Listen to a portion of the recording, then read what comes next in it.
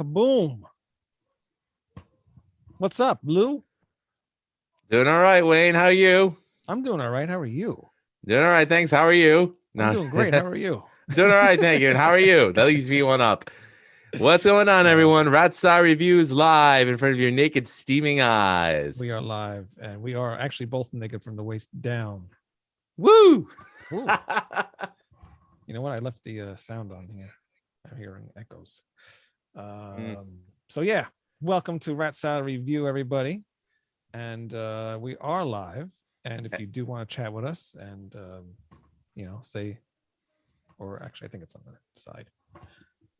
It's somewhere. You just find the chat and you can talk to us while we're doing the show. Okay, great. Perfect. Today, we're going to talk about the new Brainstorm album. It is called Wall of Skulls. Yes, sir. And I wanted to talk about some other news because there's really been a lot happening since last time you were on the show. I mean, you haven't been on the show for 2 weeks now? It's been 2 weeks. Vacation 1 week, daughter's birthday the following week, and then I think that's it. Happy birthday, by the way, to the daughter.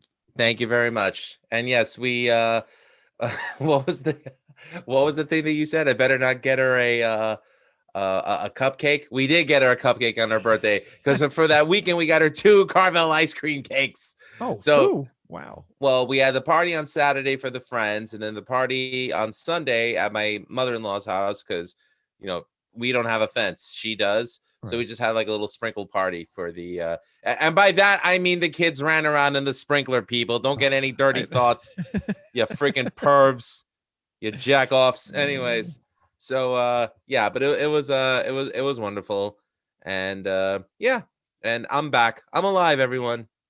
Very good. Well, I'm glad I'm not the only one that had more than one birthday party for my son. Well, my father gives me shit about that. Why do you have 2 birthday parties? Well, when you're the parent of an only child, you spoil them, sort of. Pretty much. Well, we went away, so on his actual birthday. So we always feel like flew an amazing kite, by the way. That was cool. It was a cool kite, and it's still, it's still together. And I will fly it again. I don't know when, but whenever I get time, I will go to the beach and fly it. And so be on the lookout for it. Fly free, then we will see. Sorry, I had to. It's funny. I went to a yard sale last weekend, and you found another Halloween bootleg, didn't you? No, I did not. But I did find another dragon kite, and this one was actually one of those professional ones that had these really big. I don't know what you call them. The thing that holds onto the kite itself. Okay, the thing that Charlie Brown's always left with after the treats, right. The kite. I know what you're talking about. Right. So I know it was a professional, but I didn't buy it. But I regret not buying it because that one probably did a lot of things, probably moved the wings and all that stuff. But whatever, I like the one. How much was it? I didn't even ask. I don't know. The one I bought was $40. Knowing that it was a yard sale, so we probably just wanted $10, which I should have bought it. I'm stupid. I've only flown a kite once in my life with my dad when we were in Greece in '87, and I'll always have that memory. It was great, but I don't know why we never did a kite in any of the beaches on Long Island. Whatever. Well, hey, you can change that. Now you have a daughter. So now you can do it with your daughter. Yes. I'm going to tell her, keep going, sweetheart. Keep going till I can't see you. Okay, there you go. It's funny because I'd let my son hold that kite the whole way. And we walked down this beach because it was low tide, so you can really walk out really far on this beach that we went to. And I was afraid of him accidentally letting this thing go, and I would never see it ever again. But he held it all the way, and I was very, very surprised, very happy. But it was cool. Well, I'm glad you were in tide because it's too damn cold outside. Anyways, all right, that was a bad one. Damn you, Benny Hill! It only works when you say it in context. That was bad enough. Thank you. Thank God Greg is not here to add to that. And yeah, I don't know. Well, if I could say Lou's a douche and he should be fired. There. Love you, Greg. Hope you're all right. No, I fired Greg this morning. Oh, you fired everybody. I did. Everybody is completely fired, especially you, Troy Nor. You're fired. But anyway, no, Greg is fine, but we might not see him for a while because I know he's moving. So But moving to our coast, though, I think, right? Yeah, he'll be closer to us. Cool. So we'll see what happens. Maybe we can meet up at some point. speaking of which, I ran into Troy Nor at the Holy Mother show where they did the Dee Snider record release. Oh yes, I wanted to talk about that. Yeah. Oh, sure, yeah. Fire away. Go ahead. Oh, how was it?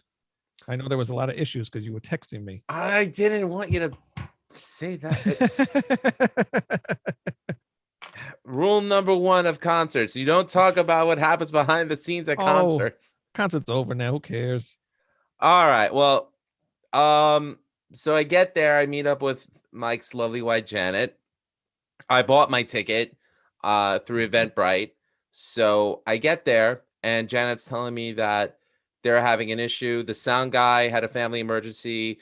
Their merch guy couldn't show up, and they're like, we don't have anyone to run merch. So I said, I'll run merch. So I ended up working the show. So I'm all the way in the back, selling shirts and selling signed CDs. And they were able to get a couple of things to help them with the show, although Mike's monitor wedge on the floor was still out. Even with the cable that they got, there was still some kind of technical issues. So as far as I know, he performed the show without monitor wedges, but he was on point. I'm telling you, Mike Torelli is one of the best live performing singers. Did not flub a note, did not flub a word. He did not flub. All right, this guy's a real deal. Again, Sasha Gerstner fan club. Get Holy Mother on the Halloween Hammerfall tour of Europe in 2022. Get them. They're good. Get it done. Get her done. Oh, anyway, but the opening act, Kings and Thieves, were great. And actually, members of Kings of Thieves and the bassist of Holy Mother, Russell Zudo, they are Dee Snider's backup band. So kind of makes sense now why they did the Dee Snider show. But Kings and Thieves were great, and Holy Mother just completely awesome. They did their cover of Mean Street. They did a cover of Whitesnake's Here I Go Again, which was great to hear Torelli sing it. I mean, Mike's just such a powerhouse vocalist, but the band's great. I mean, they got Jim Harris, who was in the original lineup of Holy Mother, who played in Jack Starr's Burning Star with Mike back in the day.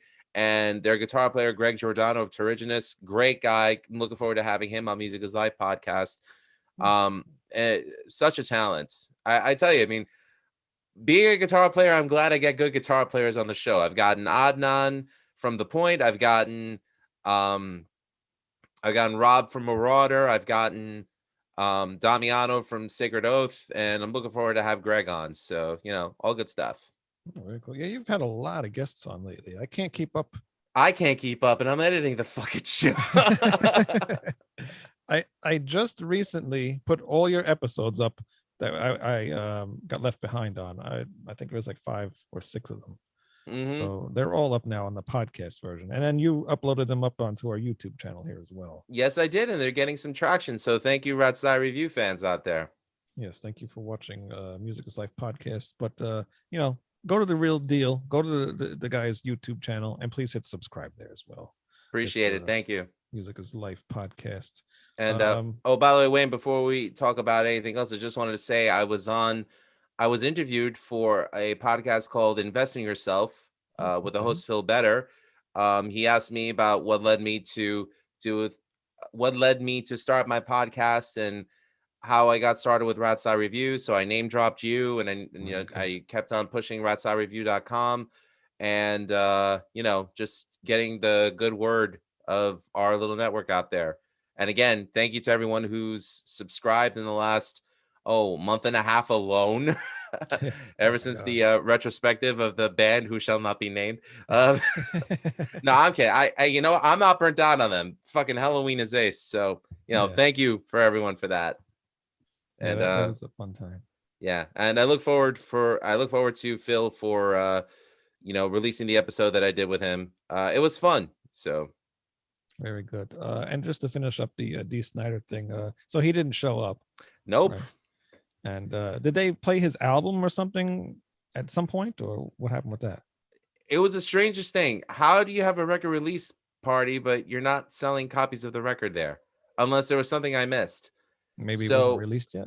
Oh no, what am I saying? I don't even know, but I know that they were showing on the big screen the concert that he performed at Stereo Garden the month before. Right. So you're watching a concert filmed at Stereo Garden at Stereo Garden. Yeah. Weird. Can someone please explain to me how that makes any damn sense? But 2 days before, he was signing autographs at Looney Tunes. And 3 days before that, didn't he announce that he had COVID? Yeah, I think so. Yep. Really? If someone in the chat room, please tell us down there if he did in fact admit that he had COVID. And why the hell would you go to Looney Tunes to sign autographs? I hope he was wearing a mask. Someone told me he was at his chateau in Ibiza. Not Ibiza. Oh, Belize, I mean. He could afford a chateau in Ibiza. Last time I saw him, he was at the Chinese buffet.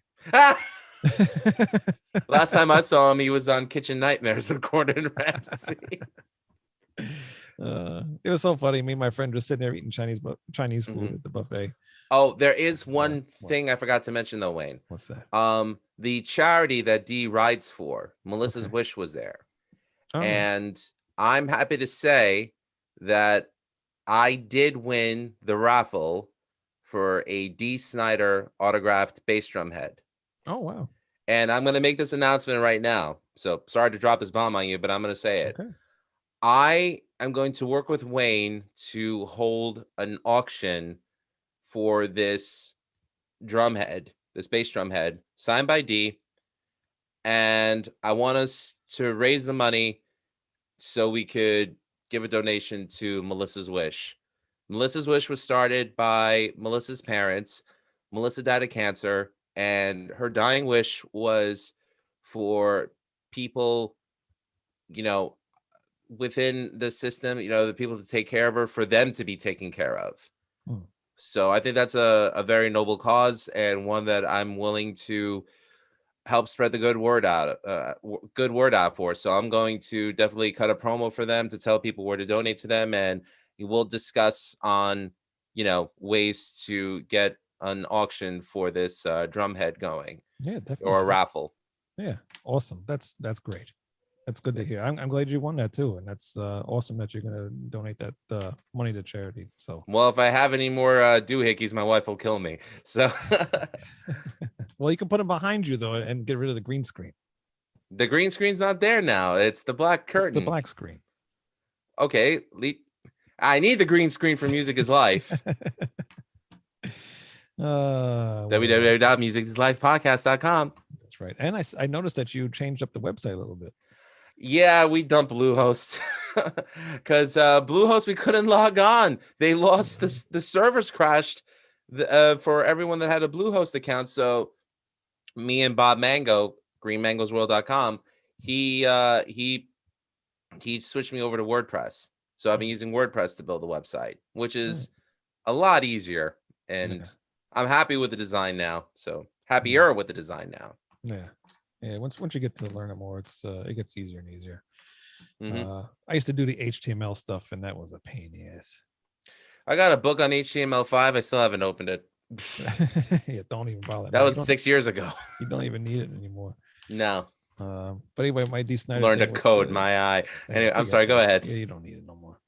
The Dee Snider thing at the buffet was just funny. Me and my friend sitting there eating the Chinese food, and we see this big blonde head of hair sitting at a table. I'm like, is that Dee Snider? Because my friend, where is my Mugu Goipan?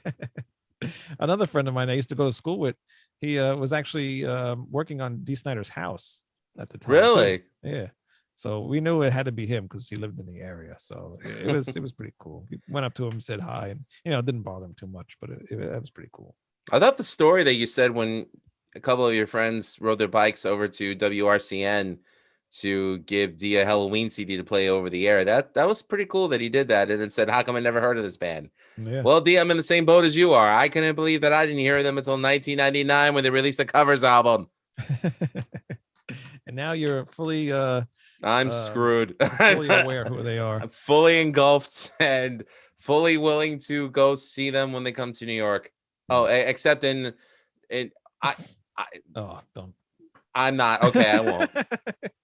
Well, I think it's bullshit that you can't go to New York City unless you're vaccinated. Thank God I'm vaccinated, but I'm not going. Yeah, I wouldn't either. Just on principle.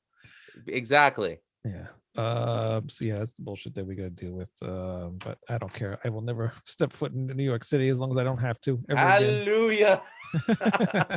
I won't miss it. Bite me. Mm-hmm.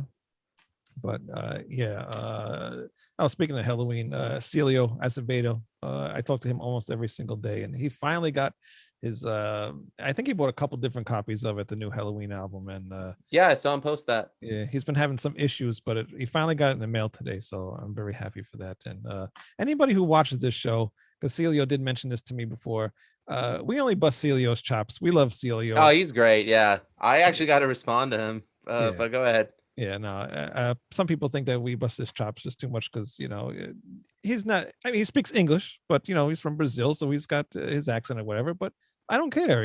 Celio's a great guy, and he's helped us out a lot. And like I said, I talk to him almost every day. So we love Celio, and we have nothing against Celio, and he'll definitely be on the show again. I have to do some stuff with him on here, and so yeah, definitely don't take anything that we do to Celio to heart, because no. Why are people offended that like we were cracking jokes with each other? Yeah, who was offended?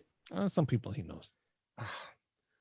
I love Celio. He's great. I'm happy to say that I follow him on every social media platform. And, I even recommended some products for him because he said he wanted to start a podcast. So I gave him, the links for where to purchase them, like a microphone, a halogen lamp, and things like that, because like I really wanted him to have a good product. I think he's a great guy, and I don't do that just for anybody, but I was happy to do it for Celio. Yeah, no, he's helped us out a lot. So we love Celio. So we have no problems with Celio, and you shouldn't have any problems with it either. We just, what it is, we're from the United States, and we all bust each other's balls. If we like you, we bust your balls. If we don't, then we just send you on your way. That's about that. We're dicks, not assholes. Yeah. Exactly. By the way, my first official copy, but it is a bootleg. I was gonna say, what the hell's version is that? Because it's not. One I got from eBay. But I had to have it because it was the one piece of Halloween history that I couldn't get on any kind of streaming platform. So I just said, $10 on eBay. Okay. And it sounds really good. And this is the one that actually has Rise and Fall. Yes. I made sure that I got live in the UK, not I Want Out EP. So that thing's fairly easy to find though. I'm surprised you couldn't find what I Want Out. Yeah, well, that one. You mean the one I have right now, live in the UK? Yeah. I think this was the only copy that I found for $10 or less. Really? On eBay. Discogs didn't even have it available. It was only on EP on vinyl. So. You could also got Keepers Live too. That's also the same thing, just a different cover. I didn't even put that in the search engine, but regardless, I have it now. So well, you got a bootleg, so it's fake. So you don't really have it. I wouldn't count that. I don't give a damn what you do count. You didn't buy it for me. No, it's cool. That is one of my top favorite live albums. So I'm glad that you have that one. And it also has my favorite version of How Many Tears on here as well. Oh my God. Kiski just soars on those vocals. I actually found a video of him singing Ride the Sky from like 87, 88. I mean, love Kai Hansen's version, but Jesus, this Kiski, he sounds like an angel singing it. I mean, I know I busted his chops about Keepers 1, but you know what though? From Keepers 2 on, I can't say anything bad about his vocals. No. I think when he finally found his footing with them, it was just every time I hear his vocals, I don't care what he's doing or what band he's doing it with, instant goosebumps. Oh yeah, especially the Kiski Somerville stuff. So he's just got that voice that just it's just an amazing voice, and to think that he still has it today, pretty much. I think he sounds better now than he ever has, personally. Well, yeah, he's got older and his voice matured, but he can still hit those high notes and still do pretty much everything that he did before. I know he has a little bit of a problem doing it, but he's still good. Besides, he's Michael Kiske and we're not, so that's it. And some other news I wanted to talk about today, because there's been a lot of stuff going on and a lot of people passing away lately. One of the most noticeable ones that was a fairly big shock, especially to me, is Mike Howe from Metal Church. And then a few days later, they announced, he died suicide. Mm-hmm. So to hear that is even worse. And yeah, just something you just would never see coming. It's a shame because he just rejoined the band only a few years ago, and they released 2 albums with him and a live album, so 3.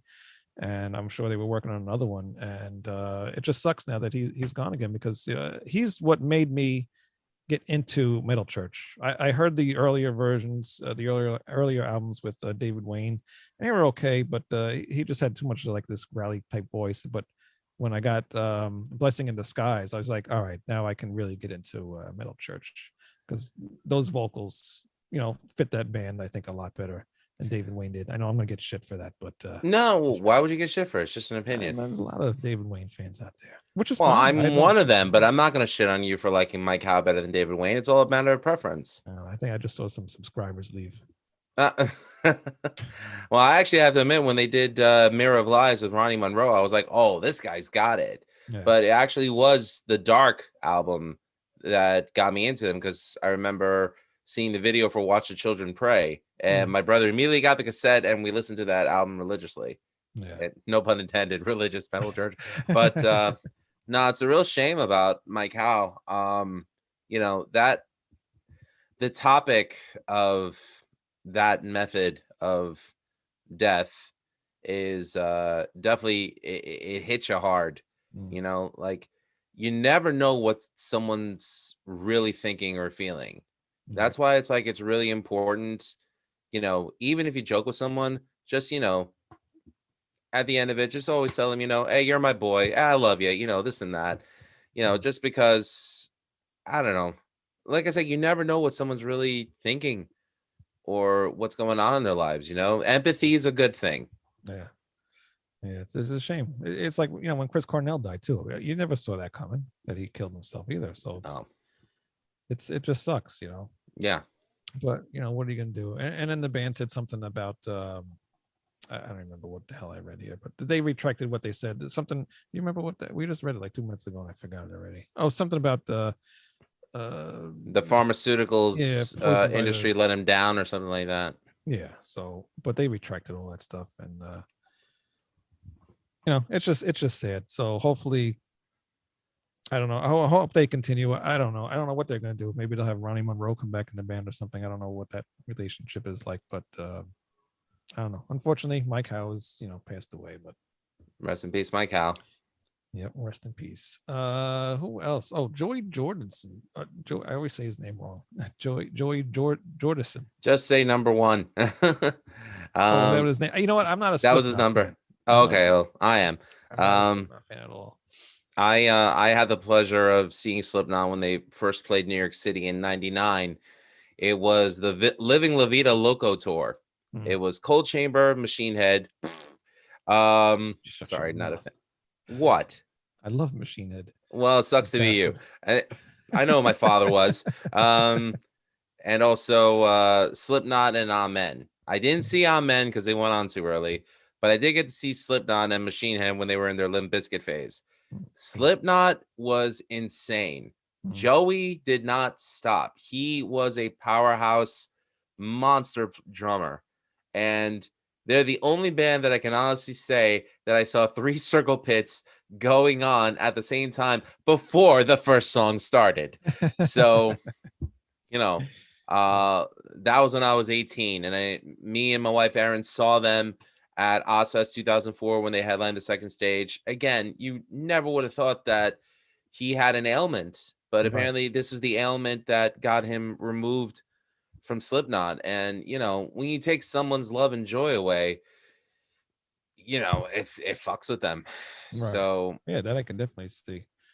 But I was never a fan, but I always knew you knew his name, and you always knew what he was capable of with playing drums. He knew he was a great drummer. I mean, I've seen a lot of people say that he wasn't that great of a drummer lately, but I would not say that. Who said that? I'm not going to give names because some friends of mine.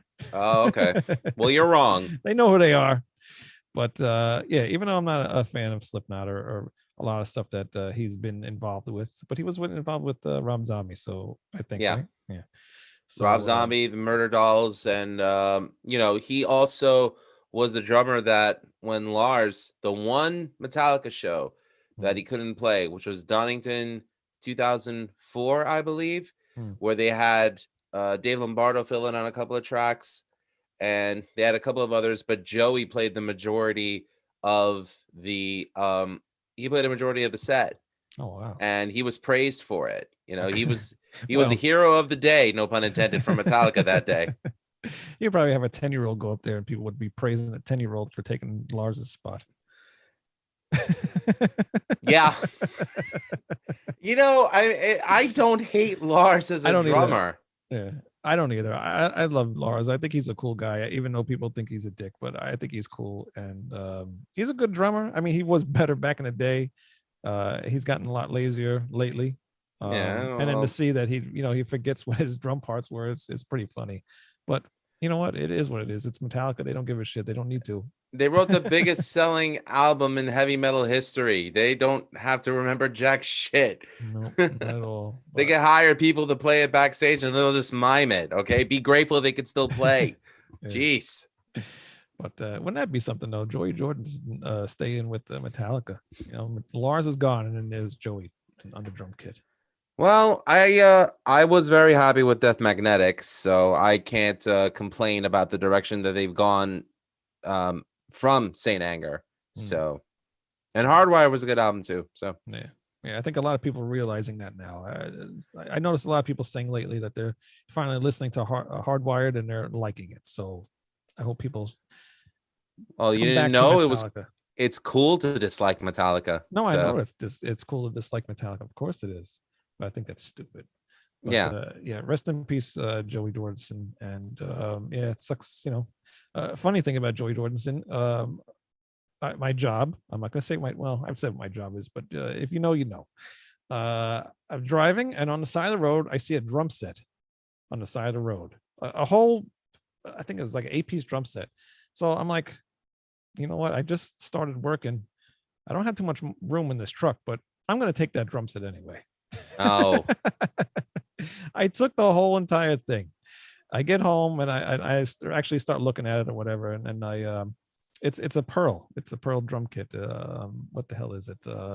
Black hardware? It's an export, and it's got all black hardware. I had no idea he had his own signature drum kit, Joey. So I show it to Angel Cote from them and Demolition Hammer, and he tells me right away. He's like, "That's the Joey Jordison signature drum kit." I'm like, "Oh, that's pretty cool." How'd it play? Well, the one thing is the toms did not have hoops, so I could not put drum heads on them. Really? Yeah. The house I got it from, I know who lives there, and the kid's a drummer, so he must have had another drum set that the hoops fit on, or maybe he got it without the hoops and figured maybe he'd buy them at some point. But since those hoops are so specific to those drums, they're kind of hard to get. Oof. I wouldn't even want to know how much it costs to custom make them. I don't think you can. I tried looking on eBay. I can't even find the hoop. So the rest of the kit. Actually, I sold one of the bass drums last year to another drummer. I actually talk to him every once in a while on Facebook. Really cool guy. Hey, Ricky. So he was happy about that. So I have the rest of the kit. So I'm going to get rid of it eventually. I have no use for it. All right. Well, good luck. Hopefully you get some coin for it. But definitely rest in peace, Joey Jordison. Rest in peace, Joey. And then the other one is Dusty Hill from. Oh, this sucked. I was really never a huge ZZ Top fan, but you know who ZZ Top is. I mean, they've been around forever. I grew up listening to ZZ Top on the radio almost every single day. Legs was always on, and then one of my favorite movies, Back to the Future 3, they were in that. No, yes. Double Back, I think it was called. Yes, yep. Yeah, it was. I remember seeing the videos for Legs, Give Me All Your Lovin', Sharp Dressed Man. I think Give Me All Your Lovin'. I could be wrong about that, but I also saw the video for TV Dinners and Sleeping Bag. Those videos were on heavy rotation on U68, which was the local UHF station that acted as a music video station. And on the weekends, they played UWF Wrestling, Mid-South Wrestling, which was pretty cool. And yeah, that was how I learned about ZZ Top. Getting older, learned about LaGrange and Tush, and heard it on the X, which 3 of the 4 members of Pantera covered for the ECW soundtrack. I knew you were going to mention that. Yeah. Well, I had to. Come on. I mean, you can't talk about Texas without talking about Pantera and ZZ Top. But yeah, man, that's a band from my youth. So apparently they are going to continue on because Dusty wanted them to. And I wish Billy Gibbons and Frank Beard all the best. Well, who's going to replace his spot? They actually have their guitar tech filling in for him. So once again, to all the guitar techs, let me rephrase that. All the guitar techs out there, learn the band's songs. You may end up getting the gig. Yeah, you never know. Hey, look, Nick Menza was a drum tech. He got the drum gig. Mm-hmm. And John Marshall from Metal Church was a guitar tech for Metallica back in '92 when, the fire happened and, hit James pretty badly in Montreal. So for a part of the GNR Metallica tour, John Marshall was a guitar player. Yep. So you never know what's going to be your time. I'm sure there's plenty more other guitar techs and drum techs and God knows what else that have replaced members in real bands. Mm-hmm. But rest in peace, Dusty Hill. Rest in peace, Dusty. Sad thing, I saw earlier, somebody posted a picture of, I guess ZZ Top was playing a show and they put Dusty's hat on top of his microphone. That was cool. Yeah. That was pure class. Gotta love and respect that. Oh, there is one thing I wanted to mention about Mike Howe, though. A band that I interviewed on the show, our friends Images of Eden, they toured with Metal Church with Mike Howe on vocals and with Doro. So the 3 of them went on tour a couple of years ago, played the Kingsland in Brooklyn, and they were actually released a really touching tribute to Mike Howe. So I just wanted to give Images of Eden some love for that. So very cool, very cool. Getting away from some of the death news and something that's really cool. Iced Earth singer, or ex-Iced Earth singer, Stu Block officially rejoins Into Eternity. I've been waiting for this to happen ever since he left. I have no comment.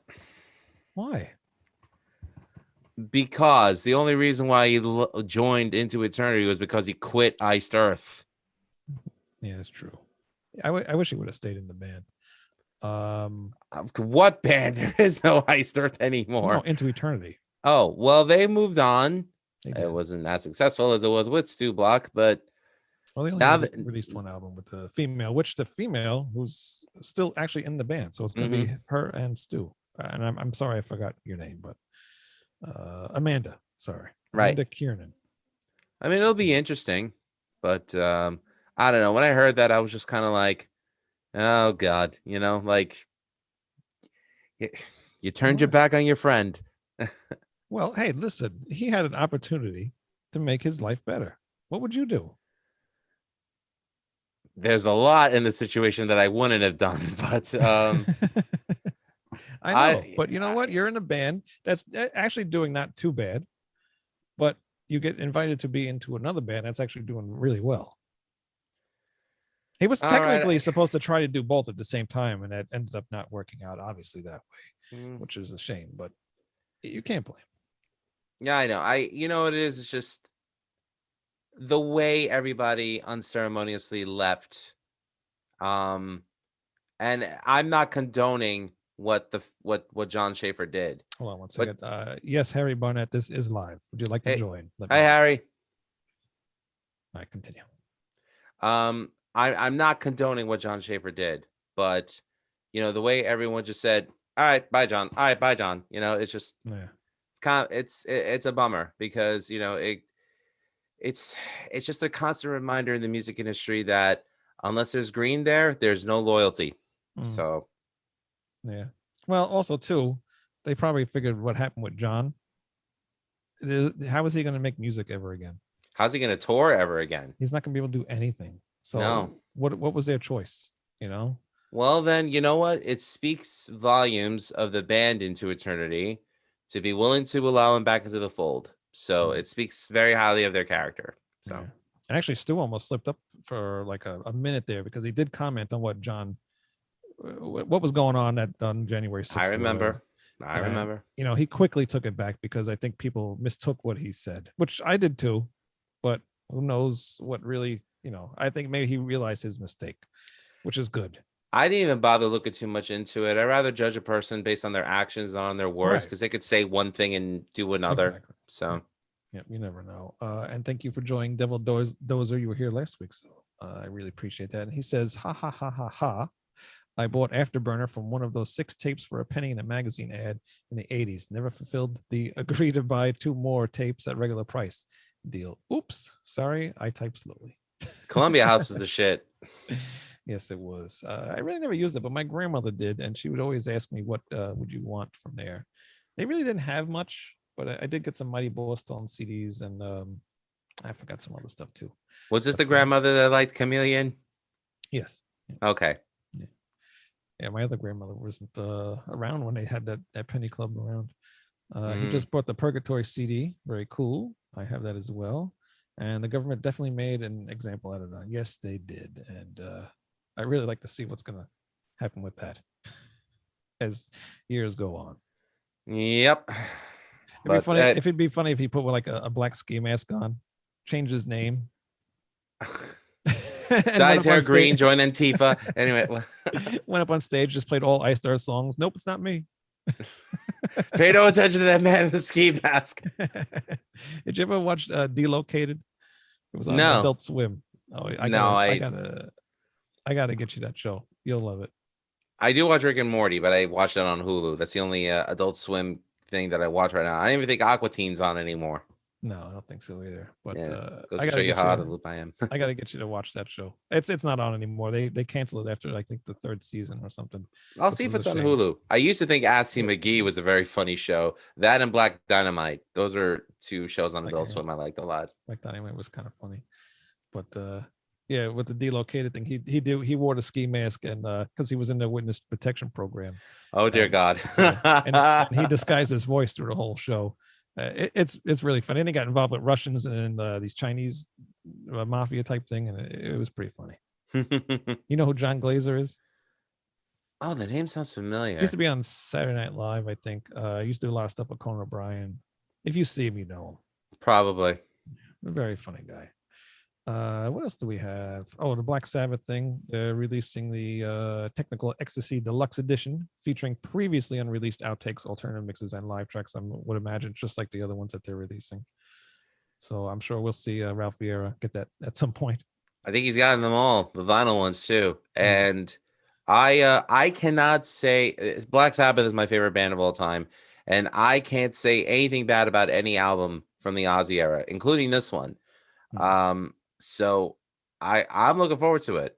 I don't own any of the super deluxe editions, but I should. I probably will. Yeah, I'll put it on my Amazon wish list.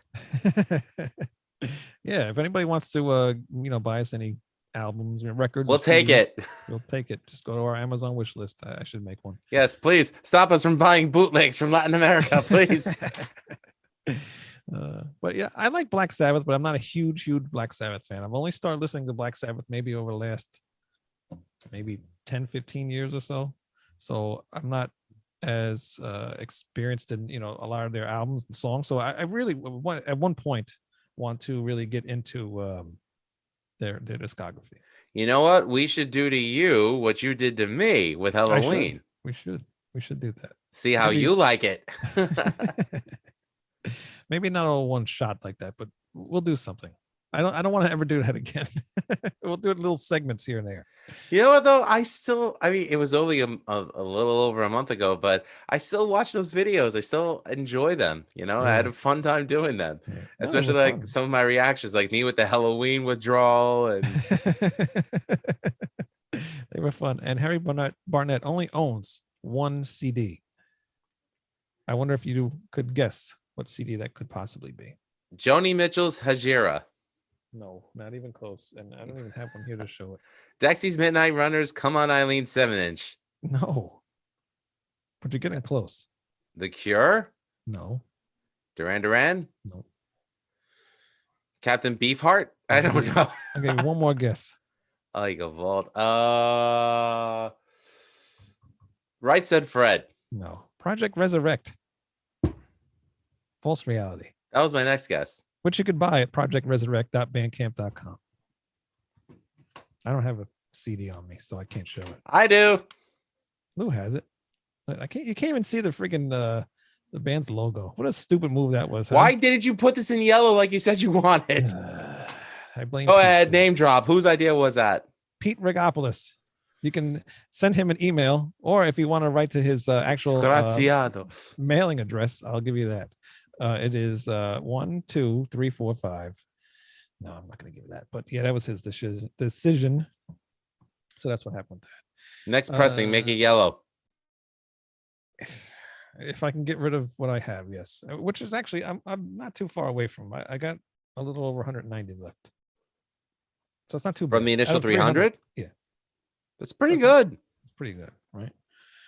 So if anybody wants one, please buy one so I can get rid of them. Some strange news. Destruction Schmear says founding guitarist Mike Siffringer. Oh my God, Siffringer. Sure, okay, why not? Good enough.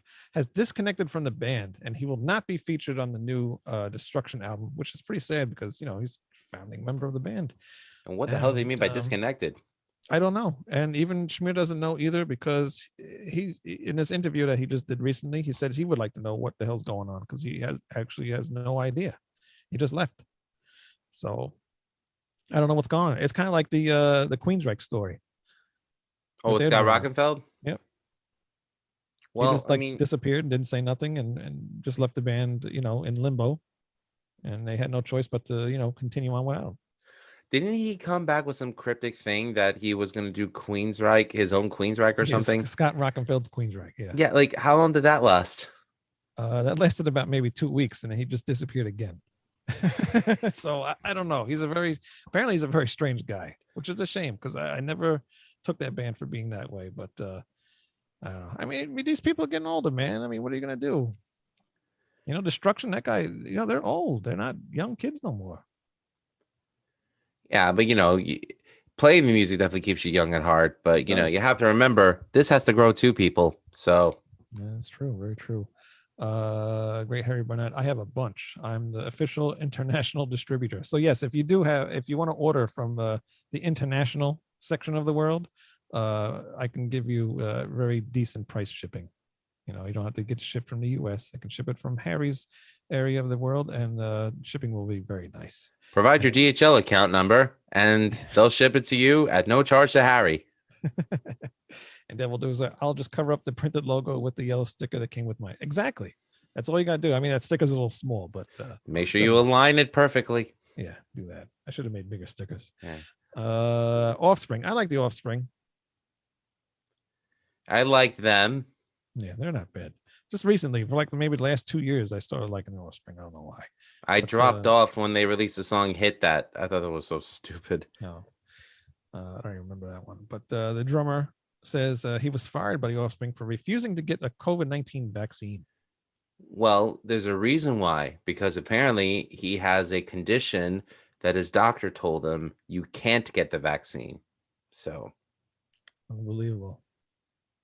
Yeah, there are people out there that do have pre-existing conditions that prohibits them from getting the vaccines because it's more dangerous for them to live without the vaccine than it is to live with it. So I know people like that. Right. He actually says here he did catch the virus over a year ago, and it was mild for him, so he's confident he'd be able to handle it again. But he's not certain if he'd survive another post-vaccination round of Guillain-Barré syndrome. Yeah, I have no idea what that is. Me neither. So it dates back to his childhood and has evolved to be progressively worse over his lifetime. So unfortunately for him, the risks outweigh the benefits. So he's unable to get the vaccine, which sucks for him. But man, who's left in that band? Like the original, just the singer. No, it's Dexter, Noodles, and their bassist Greg K. I don't think so. No, 3 months ago, the Offspring singer Brian Dexter Holland spoke to Tom. No, Noodles is still the guitarist in the band, so he's still in the band, definitely. I think another one left though. I think it's only 2 original guys left. I don't know. So I mean, Greg K and Ron Welty were the other 2 original members. So I know Ron Welty's on the band because he got replaced with Pete Parada. So I don't know if Greg K's still in the band.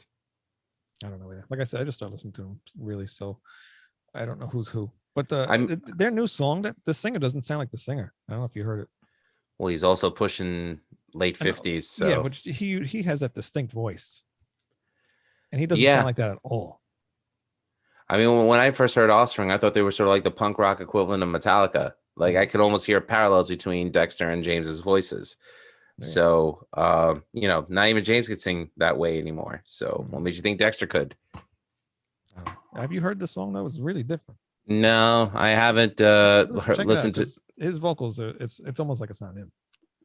I'll give it a shot, but I mean, you know, it's very rare where I get to listen to terrestrial radio. So, but hey, you know what though? I respect what the Offspring, what you know, they got to do what they got to do to tour, and Pete's got to do what he has to do to stay alive. So, you know, yeah, and unfortunately, that's how it's starting to be. It's like, you know, like we said earlier, New York City's starting to be where, you know, you have to prove you have the vaccine. So, it's, you know, it's gonna probably end up being like that almost everywhere. So you can't really blame them. So it is what it is. I'm perfectly happy staying in my bubble or moving elsewhere that would let me. Yeah, I don't want to. I'm not going anywhere.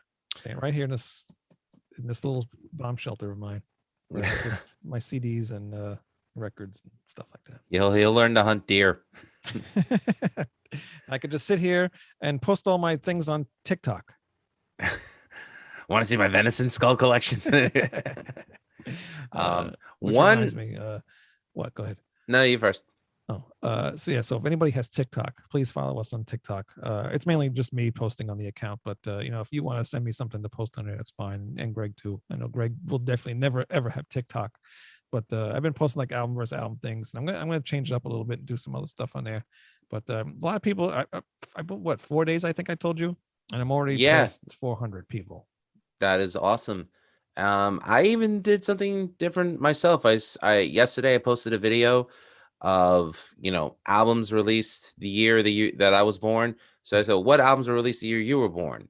Yeah. And I actually got 5 subscribers off that alone on TikTok. Really cool. So I'm thinking, you know, if I can do this on a nightly basis, I will, but I'll try to do albums from every year and be like, hey, what albums meant the most to you that came out this year? Yeah. And I swear to God, if someone says the wrong answer, meaning you put the wrong year in, you're blocked. I don't want to hear anyone say Katy Perry. Or if you do say Katy Perry, I'll know you at least watch Rat Style Review. So thanks. Right. I don't know if you saw my reply to your last one that I didn't tell you what year I was born. Well, yeah, so I guess 79. You're like, yeah, isn't that the point? I'm like, well, it wasn't really, but you know. I didn't have to tell you the year. No, but I said something after that. Oh, I'm sorry. I didn't mean to age shame you. What the fuck? But I said I was going to unfollow you now because you're being very rude. I think you did unfollow me. I might. I'm thinking about it. Great Harry Barnett. I leave the tick-tocking to the clock. And Devil Dozer, TikTok idea. Original singer versus new. Yes, I actually. Yep, that is going to be definitely one of the things I am going to do. I'll give you my first answer. Diano. Paul Diano. Well, I mean, you could say either Bruce or Blaze. I love Killers. That's my favorite Maiden album. That'll never change. Yeah. This is a good album. I like that one too. Are you excited about Senjutsu at all? Not after that song that they released. No. The video was cool though. Yeah. Which is funny. The audio from that video is terrible. So I heard. So if anybody listens to that, and we talked about this a few weeks ago without you, but yeah, if you listen to it on a streaming thing, and it sounds way different. Sounds better. Mm-hmm. But yeah, that was not the song to showcase. Well, it was nice that they got to showcase a song that Steve Harris didn't write for a change. You know, I mean, usually anything Adrian writes, I'm a fan of. You know, this was a grower, and I'm glad that it doesn't sound typical of Maiden, but you know, I mean, we'll see what the rest of the album sounds like. Yeah. I'm still judging what I'm gonna buy. If I'm gonna buy because there's tons of different versions, obviously, and there's a box set that actually comes with one, and then a book type thing, and just a regular CD and a digipack and all this other stuff. So I don't know. I'm leaning towards maybe the box set. I'd go for whatever gives you the most value, the most quantity. You know, box set is going to come with junk, but still, I'm gonna. There you go. I'm gonna kick myself in the ass if I don't get it. But one of the strangest pieces of news that happened apparently Rudy Sarzo has returned to Quiet Riot. Really? So they now have one member of the Mental Health lineup in the band with Johnny Kelly, Alex Grossi, and Jizzy Pearl. And apparently, as soon as Rudy released that, they said, good, now get Carlos Cavazo back in the band. I'm like, wait a minute. They got Alex in the band. You know, and not for nothing, but Alex has been a member of the band almost 20 years at this point. Wow. No, come on. Yeah, Don't be dicks to the guy for doing his job. To be honest with you, I had no idea they were still even around. You have Frankie Banali resurrected them after Kevin DeBro died, and then he passed away. And Johnny Kelly, formerly of Typo Negative, took over. But have they released anything? The last album that they released had James Durbin on vocals. Hollywood Cowboys, I think it was called. Yeah. Okay, now I remember. Yep. All right. Which I didn't really give it a listen because I was just like, well, he quit the band at that point. And then Jizzy Pearl rejoined them. So I was like, they're not going to perform anything from that album. Right. On tour, they're just going to concentrate on the first 3 albums and I don't know, maybe Terrified, maybe. Yeah, I don't know. I'm never, ever a fan of Quiet Riot. They were a gateway band for me. Them with Mental Health, Def Leppard with Pyromania, Black Sabbath with Born Again. The 83 was the year that I first remember hearing that music. So I was 3. And that's my earliest childhood memory. Now watching Sesame Street, listening to my brother's metal cassettes. See, you're lucky you had that early. Look how good I turned out. Yeah, I know, right? You had that early introduction of music, heavy metal. I didn't start until like the late 80s, early 90s. I mean, I listened to Def Leppard and Led Zeppelin, and I think that's about it. Maybe Guns N' Roses or something. But that's I didn't cool. get into metal until later. And I wish I got into it earlier because I would have heard so much, more things. I would have known a lot more. I'd tell you though, as a kid who grew up with it, when the 90s came, which is funny because this actually kind of ties into one of the news stories that we were going to bring up. When the 90s came, when metal was passé, or they called you a nerd or a geek or a spaz or a dweeb if you liked metal, it was hard being a metal kid in the 90s because you kind of only had each other to like latch on to. Right. Normies didn't understand. And by normies, I mean you scumbag Green Day Pearl Jam fans. I was a fan of Pearl Jam. I was not. 10 was a good album, but then Versus came out. I'm just like, boring. Oh, come on, man. No, you heard the cracks in Eddie Vedder's vocals by the time Versus came out. I was not a fan. Yeah, I loved it.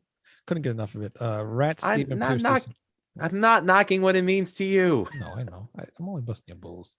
Rat Stephen Piercy supposedly wants to reunite with remaining surviving members for another album. Interesting. I still won't like it.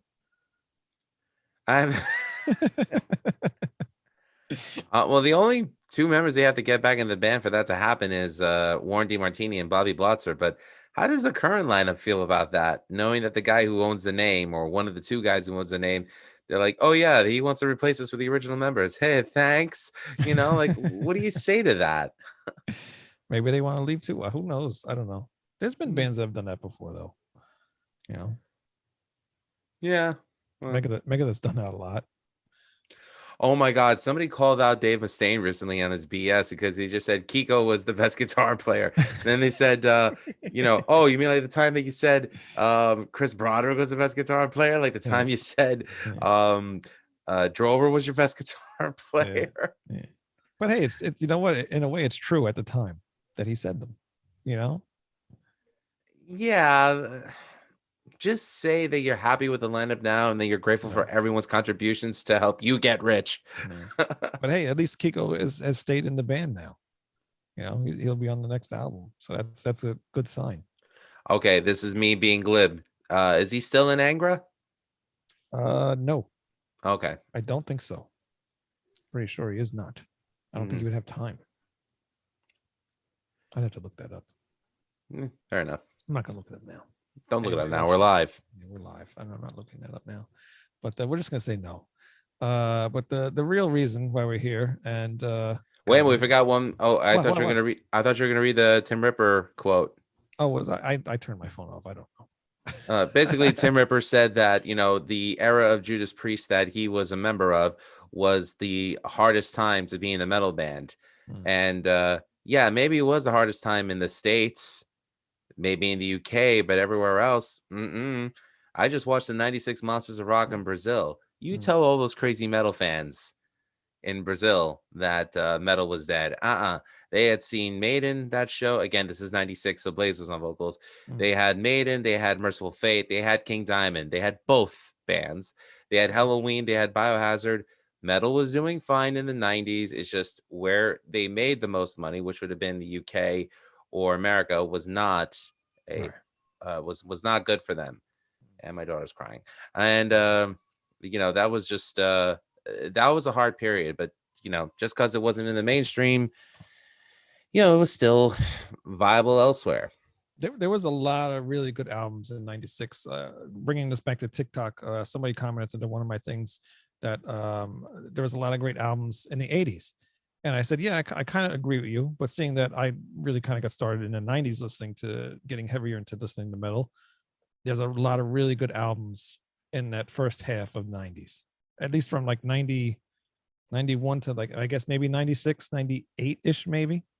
I would say the entire '90s had some great metal releases, because The Gathering from Testament came out in '99. Right. Okay. So there you go. So, all right. So up till 2000. And then we kind of fell off a little bit.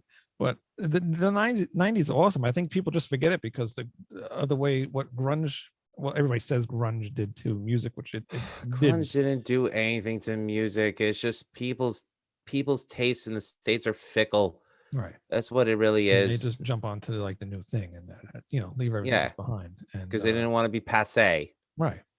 But yeah, metal was the quality of the music was there in the '90s. People just you gotta look for it. Right. And it could rival anything that was done in the '80s as well. So the '90s heavy metal was just as good as the '80s shit. And anybody that doesn't think so, you're nuts. Or you're not doing your research. That's right. All right. So now onto the album review. What? We have to do an album review? All right. Good night, everybody. See you later. Now the album review. Brainstorm, Wall of Skulls. Now, Lou, I've been a fan. We talked about this earlier. I've been a fan of Brainstorm for since their all of 5 minutes. No, just kidding. No. Since I think like the third album. I think it's called Metus Mortis or something like that. That's the one that was serviced to my college radio station when I was a DJ there. Yep. All right, cool. And then the album after that is what really hooked me, because there's a lot of really catchy songs on it. And I can't remember the freaking name of the album right now. It's got a green cover and there's a girl in the front. But yeah, metal was better in the '60s. Oh, hey Ren, what's up? 60s. Does it mean Blue Cheer? Oh, well, they were in the '60s. I would imagine so. That's true. They were considered proto metal. I agree. I don't know if then the MC5 and music was great in the '60s. Music was great in the '70s, '80s, and '90s. How about that? I don't hate any decade. There's something valid from every decade. Absolutely. That's true. All right, I'll take that. I'll give it to you. Who are you talking to, Ren? No, I'm talking to you. Oh, what? I like good music. And we're actually talking about the new Brainstorm. When the hell is this coming out? It's not coming out until September 17th. On AFM Records, the great label that released Flotsam and Jetson's great new album from this year. Yeah. So yeah, it's called Wall of Skulls. So we got the promo, and I told Lou, let's do Brainstorm, because I didn't know what to do for this week's show, which you can kind of tell. But yeah, we wanted to do an album versus album, people, with Blind Guardians, Nightfall, and Middle Earth, but we couldn't think of anything from that same year, '98, to put it against. I recommended Better Than Raw, and Wayne threatened to take the life of my unborn child. Yeah, no, we're not doing that again. You could be as snarky as you want, Ren. That's okay. We're snarky too. Ren, we're Stimpy. And Devil Dozer said in the '90s, death metal. Yeah, death metal was actually fairly big in the '90s. I think it was. And actually, there was the 90s where I discovered black metal bands like Dimmu Borgir and Cradle of Filth. It wasn't until after I found them that I backtracked and discovered Venom. So yeah, and even Cannibal Corpse got a little movie thing in what is that? The Ace Jim Carrey Ventura, Pet movie, Ace Ventura. Detective. Yeah, so there you go. So One of back my to the favorite scenes from any film. So back to the Brainstorm album, Wall of Skulls. Like I said, I've been a fan of this band for quite a while, and they basically sounded the same throughout their entire career.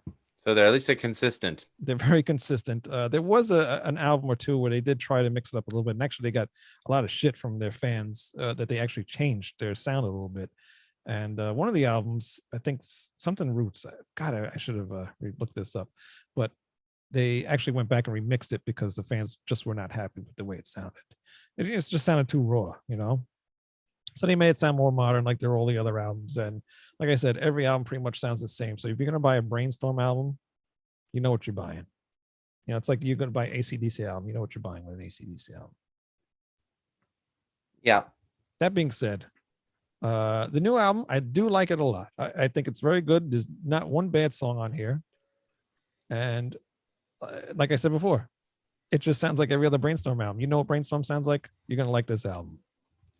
Well, I didn't know what Brainstorm sounded like before this album, and I really like this album. Well, that's good to know.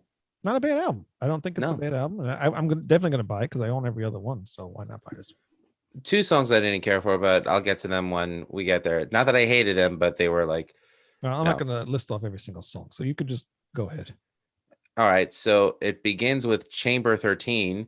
Sounded like something out of Batman, The Dark Knight Returns, the animated film, which was really cool. Yeah. And you want me to just read off the track list, or sure, if that's what you wanted. All right. Next track after that, which is the opening track officially, Where Ravens Fly. Melodic, catchy, and heavy. Good start so far. Next track, Solitude. Awesome chorus.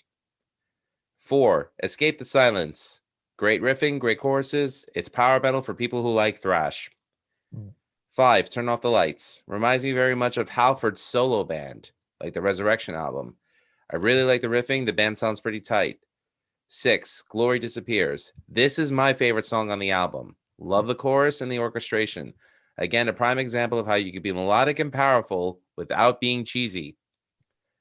7, My Dystopia. This is okay. Not a bad song. It is so far my least favorite on the album. Next track after that, The End of Innocence. Second least favorite song on the CD. But I do like the chorus in this one better than the previous song. Stigmatized, Shadows Fall. Now, this is more my speed. Great double bass drumming and a great chorus. Holding On. This is beyond my expectation. I absolutely love it. It just screams 80s melodic pop-based melodies. The Germans do it best. And the last track is I Deceiver, an excellent album closer. I know I mentioned that this band has a power metal meets thrash sound, but I definitely hear more of a Priest influence on this song. Regardless of how noticeable, it's really damn good. And then there is a bonus track that we heard on the promo version that I don't think is going to be available on the release, which is Cold Embrace. I love this song, and I do not know why it's not making it on the album. Yeah, because it fits with everything else. I didn't know it was a bonus track. Was it say bonus on it? Oh, it says limited. Doesn't even say bonus, but like on some of the press releases for it doesn't even list it. Yeah. I could be wrong. Maybe they'll release it as an afterthought. I have no idea, but well, usually on the digipacks they add an extra song, and on the jewel case they don't. I don't know why they do that. Stupid. All right, yeah, it's probably a bonus track now. But yeah, I agree with you on that song because I wait for that one to come on every time, and that's one of my favorite songs of the whole thing. Honestly, to say the truth. The Cold Embrace one, yeah, it was really good.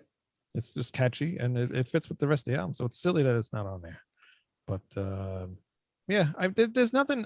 The only thing is there's nothing really on here that stands out. And you know the band's new to you, so I can understand why you like certain things. But if you go back and listen to the rest of the discography, you'll which see I probably will. Yeah, I definitely do it. I mean, what the hell's the name of the damn album? I don't know. I'll figure it out in a minute. But yeah, that one's my favorite. The one with the green cover. Fuck, I'm gonna remember it at some point. But if you do go back to listen to the discography of the band, you'll see what I'm saying. All right. I will give it a listen. But they aren't a bad band. I like them a lot. I just wish they would change it up somehow. I don't know how, but Well, if it's working for them, I mean, if they're getting on some of the bigger metal festivals, then hey, good for them. yeah, that could just be me being grouchy, old grouchy man. I think it's you being grouchy. Probably, most likely. Scram. Hey, I'm getting old, man. You gotta do something to keep me interested. Soul Temptation is the album I'm thinking of. Okay, I'm glad you figured it out. Well, I looked it up. Thank you, Wikipedia. So yeah, go give that one a listen. I wanted to show the album cover here because actually their artwork is always very good. I love the artwork that they do, and that is what the album cover looks like. That is a very cool album cover. Yeah, really cool looking. Looks very like metal with its skull. It's got like some skeleton guy coming out of the floor with like some octopus looking legs. I don't know what the hell that's all about, but there's skulls on the wall, which it's Cthulhu. Where's my legs? Which is the Wall of Skulls is the name of the album. And that's out September 17th on AFM Records. So definitely go check it out. And tell them Rat Salad Review sent you. AFM, keep out releasing the quality products, man. Good shit. Yeah, AFM, most of this stuff you see behind me is on AFM. Or SPV or LMB or Atlantic. You can see those labels up there too, I would imagine. The Great Harry Barnett. Wayne made me review an album once, and he hasn't been the same since. What, does Harry want to come on and review an album with us one day? He's welcome. Harry does not listen to music. Music is life. I know. I couldn't even imagine him on your podcast. I want to know what to talk to him about. Is he a sports fan? I'm not. We couldn't talk about that. Is he like filmed? Is he you couldn't even talk to him about the new Project Resurrect CD because he does not have a CD player to listen it into. At least he's distributing it. He is distributing it though. So he's a one step above the rest of us. But yeah, Harry's not a big music guy. So I let him. I like Harry. He doesn't even like podcasts. No, he doesn't. No, Harry's awesome. And unfortunately, Harry just did his final podcast last Friday. Ever? Apparently. I give him 2 weeks, but yeah. So, I mean, no more Sporadically 3D with Wayne Newton and the Great Harry Barnett? No more. So I don't know what's going to happen with that. If anyone's looking for a job to go on a podcast talking about 3D printing, contact Rat Salad Review. Yeah. Well, no, Harry was the guy that did all the talking. I just went like this. Because my 3D printer, I can barely get it to work. Oh, still? Still. I mean, I just printed a Harry Barnett pop figure, and that came out okay. Didn't you, like, print a finger or something like that recently on or was that somebody else? Yeah, probably somebody else. Yeah, probably. Yeah. But, yeah. Never say never, he says. I never say never, because you never know what's going to happen. Wait, I just said never again, didn't I? Did. No comment. All right. Well, I'm trying to think what else. Anything else? No, except that you got some other cool CDs in the mail recently. What'd you get? What'd you get? So I was able to actually find this album is by the way, I just want to give some love to Prophet from Saint Madness and the Cowboys of Apocalypse for their copy of the CD. I told you I was going to buy it, so I need to PayPal you some cash. So thank you for that. So anyways, there was a band that I got into in the early 2000s through my buddy Jay Crawford, who was my former bandmate from This Bitter Season and Surrender to Providence, and still in the process of like writing music with him. It's just a matter of finding the time to do it, but we've been sending tracks back and forth. When my mom was in the hospital around my 21st birthday with cancer, which she beat, and she's still here with us this day, he got me into this band, Hope's Fall, which is a at the time they were a Christian hardcore band out of North Carolina. And this was the EP that made me a fan of theirs, No Wings to Speak Of. I was able to find a copy of this on Discogs. It has one of my favorite songs ever written, and I mean that legitimately. Like one day I'll release the list of my 10 favorite songs ever written, and I recommend the song The End of an Era from this one. It's just melodic, beautiful, atmospheric. Think if the band Hum was a hardcore band, and you'd have Hope's Fall on this EP, where they really found their sound. So love this album. And I actually got some love from Adam Morgan and Ryan Parrish on Instagram when I posted about this. They were two of the founding members of Hostball. So thank you guys. Very cool. Got that. And I found my last piece of the Macaulay Schenker puzzle, the Nightmare EP. Actually found this on Amazon for cheap, surprisingly. But it's the Japanese CD, but it didn't come with the OBI. But it's not a bootleg. Yeah, you don't like OBIs anyways. And an out-of-print Danzig album, E Luciferi. Oh, really? I didn't know that's got one of my favorite Danzig songs, Wicked Pussycat, on it. Yeah, they don't, because this was released on Spitfire Records back in 2002. And you can't find them anywhere. So this goes on sale for some places for like $80. No way. Yeah, I actually found it for $8. So you got a steal there. Damn. Yeah. And it's legitimate. It's cracked, but it's legitimate. Hey, who cares? I've been selling a lot of stuff on eBay lately. And because you just brought up the cracked thing. And I sold a cassette, brand new. It was still in the plastic. It was Nuclear Assault. It was one of the Nuclear Assault albums. Game Over, I think it was, right? Yeah, you might be right. So I showed the picture. Well, I showed you this, but nobody else knows. So I took a picture of the case and everything, and it had a crack in it. So I made sure that's plainly able to see by whoever looks at this auction. And I wrote it in the description as well. So the guy gets it, opens it up, and unfortunately the cassette itself had a crack in it, a little tiny crack, would not affect the way it played at whatsoever. Basically, it was a manufacturing defect. Exactly. Or God knows how else it would have got cracked. So he messages me back, tells me about the crack in the case, and then he tells me about the crack in the tape. And I was like, well, I wrote in the auction that it had a crack on the case, and the picture is clearly there. You can see it. And he wanted me to he was basically saying it wasn't, he would think it was fair if I gave him back some money. And I'm like, how is that fair if I described exactly what he was getting? If it was unopened, how would you know that there was a crack in the cassette? Exactly. But then again, how would it work? How would it have worked if it was wrapped brand new, right, but the cassette was defective? Would that have been on you, or who would that have been on? Well, I don't know. It could have been you because you didn't know it was defective. It was wrapped brand new. I wouldn't know, but I would have gave him back his money. If it couldn't work, then I would have gave it back. No big deal. I didn't pay much for these tapes anyway, so I made some decent money on this stuff. But just seeing that little crack, I was like, really, you're gonna cry by a little tiny crack? The thing still works. Really, I mean, it's not like you could buy a brand new one manufactured yesterday. They don't make cassettes anymore. Right. So I told him, you know what, just keep it and put it back up on eBay. Somebody's gonna buy it. And funny enough, he's kind of like arguing with me and says, nobody's gonna buy it. Hey, buddy, take your complaints to the American Indian land of Quitchabitchin. Seriously. Where is that? And funny enough, when I said that to him, I looked on eBay. There was somebody else with a tape with a crack in it, and they were selling it for like more than what I sold it to him for. Well, so he could have gotten rid of it. So at some point, I was just like, you know what? I'll give you the shipping back, and if that's not good enough, then just send me the whole goddamn tape back, and I'll just refund your money, and I will sell it to somebody else who wants it. So I'm waiting for it to come in the mail now. I'm hoping it's smashed into 1,000 pieces. Oh, then you can complain to eBay about him. Yeah. Something might accidentally happen to him. And I will refrain from comment until he gets a cassette back. Although I did say the quit your bitching thing. Oh, well. Yeah. But, this is what people are doing on eBay now. They are complaining about the stupid little things, and they expect to have like their entire money that they spent refunded.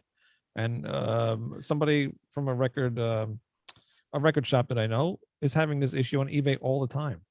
And I can't believe that eBay keeps siding with these people.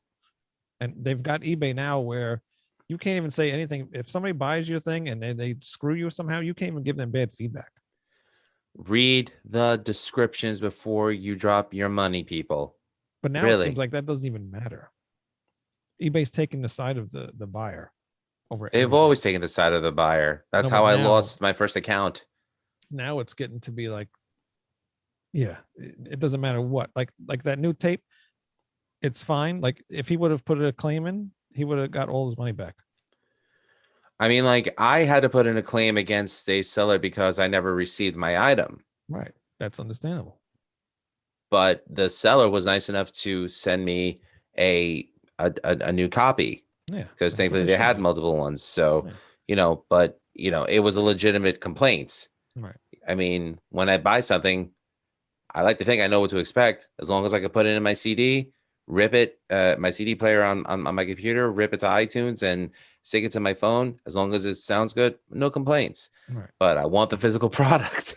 Right. But everything's just getting out of hand. I'm getting scared because I got a lot of stuff to put up on eBay and I'm scared. I just sent 3 records out today and I'm scared what's going to happen. I know they're fine, but I don't know who's going to receive these. Well, wrap the record, bubble wrap that in the box, make it airtight, and don't give them a reason to bitch. But also make sure, I mean, I would probably recommend maybe getting insurance on the package because otherwise, FedEx and UPS will just give it the sanitation treatment. Yeah, I know. Yeah. Just be careful. I know. No, it hurts me because the guy I was talking about before that owns the record shop, he showed a picture of some records that he did mail out, and they were packed fine, where they shouldn't have got damaged at all, and all the corners on the records were all bent. Oh dear God, that stinks. I think really somebody has something against him. They see his name on there, and they're purposely doing this to him because he's got so many problems. I don't get it. It's amazing. But yeah, come on, people. We'll find you, whoever it is. That's right. Right, Sal Review will find you, and we will find you most likely next week. I think we'll be here, right? Yeah, I'll be here. All right, we'll be here. I know we have a little Def Leppard discography thing coming up. We have to finish that, so I don't know if we'll be live next week, but we might record a show. Well, it would help to have the first 2 episodes released first before we do that. Yeah, so maybe I'll release that. Well, if we can do it next week, I'll think about it. We'll see what happens. Well, are we breaking it up? Well, let's see. What? Trying to think from that era. What would we have to cover? That's like 6 albums. Yeah, we'll have to break it up in two more episodes. So there's going to be 4 episodes of Def Leppard. Okay, and Greg's on one of them, but we won't tell you which. Yeah, well, everybody will know. It's the first one. But yeah, we got to get that done, and we got 2 more cover songs coming up. I got to kick some people in the ass to get motivated to do the video. That's me. Yeah, me too. I still got to do the drums for one. Well, all right. Yeah, so you're not alone. And I actually have to finally record the bass line for the song that we're doing with Timo. And you gotta do that too. Yeah. And our little thing that we want to do together too. We gotta start working on that at some point. Yes. Well, all my guitars are set up now, so we're good. We got my strap behind the curtain, so yeah, so no rush. Yes, Def Leppard coming up. It'll be cool. I think that's it. Yeah, that's it. Do we gotta promote anything? Mog Records. Go check out Mog Records on Instagram. I think he's on Facebook too. Really he is. Cool I just added him. Yep. Really cool guy, Mauricio Atala. I think that's how I pronounce his last name, but really cool guy. We've been working with him a lot, or I've been working with him a lot. He's got a compilation out there, a thrash metal compilation, and supposedly it's been selling very well, but he wants to try to get it pushed into the United States. And if anybody has any bands, please contact him because he is looking for bands from the United States, to put on some more compilations that he wants to do, and then add to his record label as well. And Project Resurrect will be on one of them at least. So that'll be fun. Cool. So let him know that we sent you there because I do want to continue to keep working with him because the more people that we can work with, the better for us, the better for him, the better for all of you. That's right. We want to make this one big, happy metal community of a family. That's right. Oh, and one thing, and I was going to mention this to you in the chat, but I'll just mention it now. They did start a radio show, Mog Records radio thing. And he did invite us to do a show on there. You mean the Rat Side Review crew? Yeah. Very cool. So we will talk about that later. Sounds good. But it looks like we'll be doing that. All righty. All right. I'm in. Me too. Lou, where can everybody find you? Weekly here on Rat Side Review. And again, apologies for my absence, but family does take priority, but all's good. And you can also check me out over at musicalslifepodcast.com. in the middle of editing the next episode, which is with Mr. John Whitten of Peterborough, Ontario, Canada's Shockwire. You may remember him if you remember the How to Metal series from SuperQuest. He was a blast to have on the show. I had a lot of fun talking with him. His favorite bands are AC/DC and Def Leppard, so we had a lot to talk about. So I'm looking forward to releasing that episode next. Maybe he should come on our Def Leppard show. Oh, well, his favorite album is High and Dry. We already discussed it, but I'll ask him. All right, whatever. I'll ask him.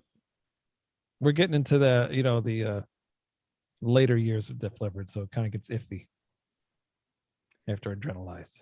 After Retroactive. Because remember, Retroactive does have some of our favorite songs that didn't make it to Hysteria. That is true. All right. But yeah, musicslivepodcast.com. Very cool. And ratsaladreview.com. And check out, like I said, Mog Records and anything else. I can't think of anything else. Just check out all the other shows that we have on here. And you know what? You do better outros than I do. You give credit to everybody. Like Rocky Bai, I heard you do the other day. And I love Rocky. He's great. He did your logo. He did our logo. So yeah, if you need logos done, please contact him. I gotta buy a shirt off Pro Wrestling Tees. Yeah. He's got he's selling shirts as well. And God, I think I'm forgetting something all the time. I don't know. ProjectResurrect.bandcamp.com. I mentioned it a few times, but yeah, ProjectResurrect.bandcamp.com. Well, check out the other shows. Check out the other shows on Roadside Review. Check out Beyond Bushido. Check out Suck My Balls, the South Park podcast. Old Man Metal's Musings. What?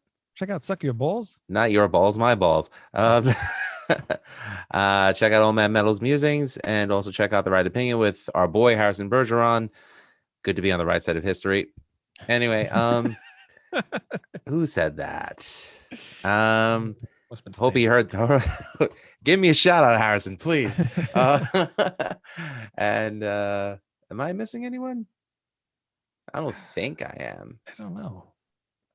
If I do, I apologize. But oh yes, Mr. Ralph Vieira. Oh yeah, that's right. Yeah, but the Vieira Vault. I forgot he's having a blast in Rockin' Pod. But we'll try to be there next year. Already? He's there. It's like going on now. It's this weekend. Oh, okay. You know, I should have sent him some flyers to hand around for us. Oh, also, if anyone follows me on Instagram, please click on the link tree. Eric Adams's mom is going through some shit right now with her hospital and her insurance. And Mr. Wayne Noon, the high muckety muck of Ratsai Review, set up a GoFundMe for Eric Adams's mom, Miss Josefina Santana. So, we're just trying to raise some money for her. If you go and donate, we've incentivized you to do that. You can check out what Wayne is doing for incentivization over the GoFundMe itself. If you want to know what I'm doing, check out my Facebook page, Music is Live Podcast, and let's get Eric's mom the help that she needs, because Eric has been a friend of ours for well over 2 decades at this point, and his mom is his world. Yeah, definitely needs the help, and all the help that she can get. And yeah, check out the things that we'll offer. You can pick out albums and we'll do them. You want to come on our show, you're more than welcome to do that too. And bands can do whatever. So yeah, if you want me to do a cover song, if you do $30, you choose the band. If you do $40, you choose the band and the song. Ooh, very interesting. That'd be cool. Yeah. So do that, please. Mm-hmm. She can really use the help. And that's it. So we will see you guys next week. All right. Cheerio. Until then, I bid you good day. Bye. Now, how the hell do I get out of here? How do I turn this off? Maybe stop recording. No, I know how to do it.